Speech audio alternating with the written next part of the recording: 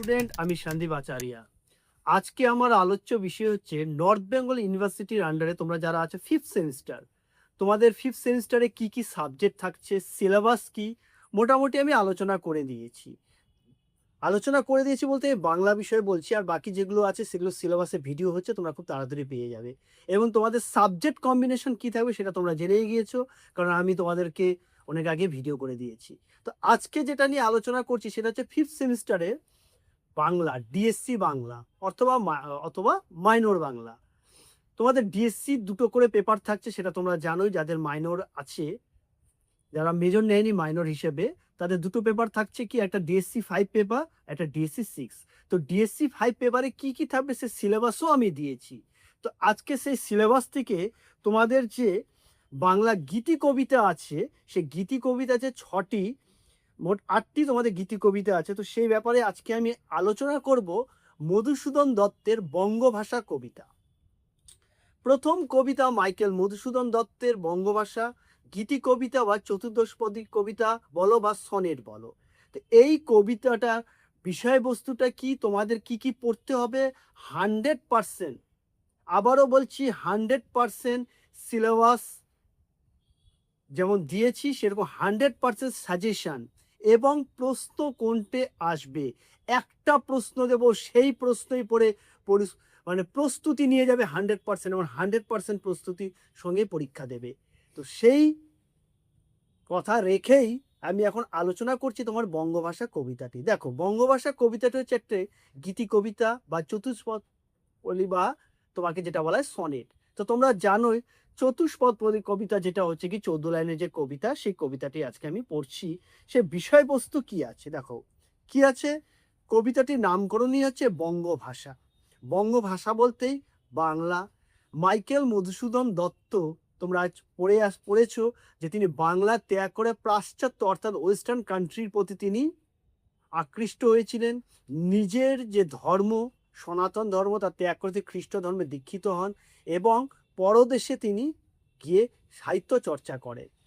এবং সেখানে তিনি তার মূল্য, যদি বলো তার দক্ষতা, তার মান সম্মান কিচ্ছু পায়নি। সেখান থেকে তিনি বারবার তিরস্কৃত হয়েছিলেন।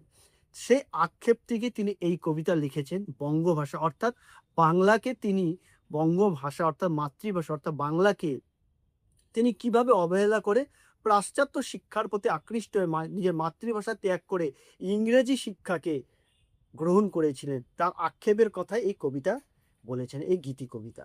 তো আমি পড়ছি, দেখো প্রথম লাইন বলেছে, হে বঙ্গ ভাণ্ডারে তব বিবিধ রতন, তা সবে অবোধ আমি অবহেলা করি। হে বঙ্গ ভাণ্ডারে বলতে তিনি বাংলাকে বঙ্গ ভাণ্ডার বলছে। কেন? তোমরা জানো বাংলা হচ্ছে সাহিত্য, সংস্কৃতির, ধন সম্পদ, ঐশ্বর্যে সব দিক থেকেই তিনি এটি রতন বা রত্ন।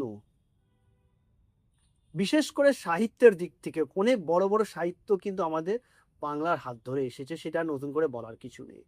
তো মাইকেল মধুসূদন দত্ত কবি নিজেকে বলছে যে আমি এত মানে বঙ্গদেশ অর্থাৎ বাংলাদেশে ভান্ডার, সাহিত্যের ভান্ডার তার ত্যাগ করেছি। বলেছে তার সবে অবোধ আমি, অবোধ মানে অজ্ঞানী, মূর্খ আমি, অবোধ আমি অবহেলা করেছি। পরধন লবে মত্ত করিনু ভ্রমণ। পরধন বলতে পরদেশ অর্থাৎ পাশ্চাত্য শিক্ষা, তিনি ইংরেজি শিক্ষা গ্রহণ করেছিলেন, পাশ্চাত্য দেশের সংস্কৃতি গ্রহণ করেছিলেন, সেখানকার ধর্ম গ্রহণ করেছিলেন। তাই তিনি বলেছেন পরধনের লোভে মত্ত করিনু ভ্রমণ, অর্থাৎ নিজের দেশ ত্যাগ করে তিনি পরদেশে ভ্রমণে চলে গেলেন, অর্থাৎ ত্যাগ করে চলে গেলেন। পরদেশে ভিক্ষাবৃত্তি কুক্ষণে আচরি। কুক্ষণে মানে খারাপ সময়, কবি সেটাকে বলছে সব থেকে খারাপ সময়, সেখানে গিয়ে কবিকে ভিক্ষাবৃত্তি করতে হয়েছিল, অর্থাৎ সাহিত্যের জন্য তার ভালো ভালো সাহিত্য, তার সংস্কৃতি, ইংরেজির দখলতা সেখানে কোনো দাম দেয়নি, মূল্য দেয়নি, কিন্তু সেই মূল্য পাওয়ার জন্য তাকে ভিক্ষাবৃত্তি করতে হয়েছিল। কাটাইনু বহুদিন সুখে পরিহরি। বাংলাদেশে তিনি যে সুখ সমৃদ্ধি পেয়েছিলেন, কিন্তু পাশ্চাত্য দেশে ইউরোপ কান্ট্রিতে তিনি সেই সুখ শান্তি পাননি। অনিদ্রা নিরারে সপিকায় মনা, মজিনু বিফল তবে অবরণ্য ভরি। আজকে আমি সেখানে অবরণ্য অর্থাৎ বরণ্য নয়, আমার আজকে সম্মান নেই, মান নেই, কিচ্ছু নেই, সেখানে আমি অবহেলিত হয়ে পড়ে আছি। কেলিনু শৈবালে ভুলি কমল কানন। কবিতার উদাহরণ বলছে শৈবাল অর্থাৎ শ্যাওলা জলের মধ্যে খুব সুন্দর দেখতে, পদ্ম ফুলকে অর্থাৎ কমল কানন অর্থাৎ পদ্ম বাগান তা ত্যাগ করে দিয়ে আমি শৈবালে অর্থাৎ যাকে দূর থেকে দেখতে সুন্দর কিন্তু তার কোনো অস্তিত্ব নেই সেখানে আমি ছুটে গেলাম। স্বপ্নে তব কুললক্ষ্মী কয়ে দিলা পরে। একদিকের স্বপ্নে কুললক্ষ্মী অর্থাৎ তিনি বাংলাকে কুললক্ষ্মী বলছেন, অধিষ্ঠ দেবী তাকে কি বলছেন করে দিলা পরে। ওরে বাছা মাতৃকোষে রতনের রাজি, বলছে আরে বাছা মাতৃকোষ রতন অর্থাৎ বঙ্গদেশে ফিরে যা, সে বঙ্গদেশে অনেক কিছু আছে, রতনের রাজি। আজকে রতনে ঐশ্বর্য সাহিত্য সম্পদে এ ভিখারি দশা তবে কেন তোর আজি। নিজের বঙ্গদেশে তুই এত কিছু থাকতে সাহিত্য সমৃদ্ধি ঐশ্বর্য মান সম্মান নিজের সংস্কৃতি সবকিছু ত্যাগ করে তুই পাশ্চাত্য দেশে চলে গেছি, আজ তোর কেন এই ভিক্ষাবৃত্তি, যা নিজের দেশে ফিরে যা, বাংলায় ফিরে যা। যা ফিরি অজ্ঞান তুই যারে ফিরি, আর অজ্ঞান হয়ে জ্ঞানহীন হয়ে এখানে থাকিস না, তোর জ্ঞানের ভান্ডার বাংলায় তুই ফিরিয়ে দে।